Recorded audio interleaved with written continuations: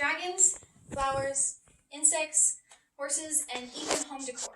What do all of these things have in common? Well, they can all be made out of paper.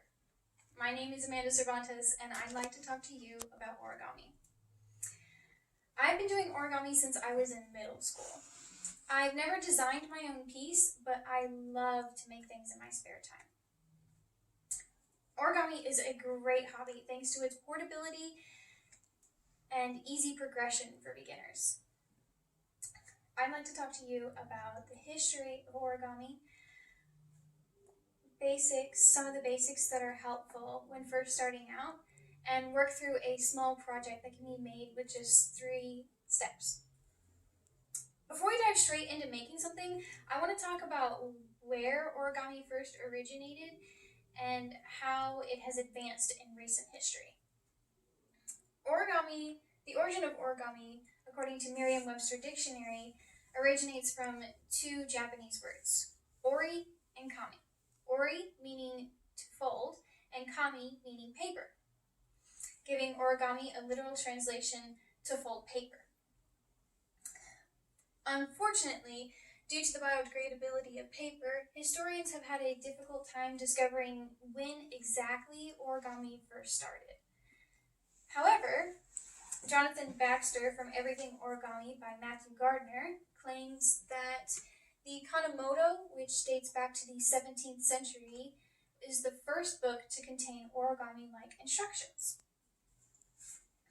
Fast forwarding to the 20th century, people such as Akira Yoshizawa helped the development of origami explode. He, along with others, helped push the boundaries of paper folding by developing new techniques and helped create a sort of folding language that is still used to this day. Later, Robert Lang discovered that he could implement mathematical calculations into crease patterns by using circles to create more complex models. Thanks to people such as this, we now have an extensive amount of information about the art of origami. However, looking at all this information can be rather overwhelming, so I'll be just going over some of the basics. First, I'd like to talk about paper. The traditional type of paper to use is kami or washi paper, and this is the kind of stuff that you'll see in packets at the craft store. However, printer paper or even sticky notes work just as well. My favorite thing to use when working with big projects, though, is wrapping paper, because it'll allow me to get a big enough square needed to finish my project. It's also important to understand some terminology when trying to make any type of piece. There are 2 types of folds. There's a mountain fold and a valley fold. All other folds are a combination of these 2.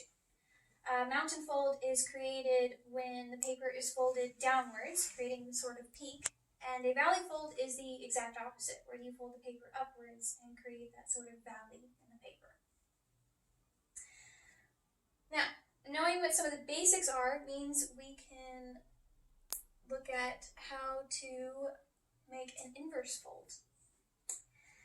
This is done by converting a portion of a mountain fold to a valley fold and creating some mountain folds on the side. It's a little complicated and hard to understand at first, but after some practice it becomes second nature.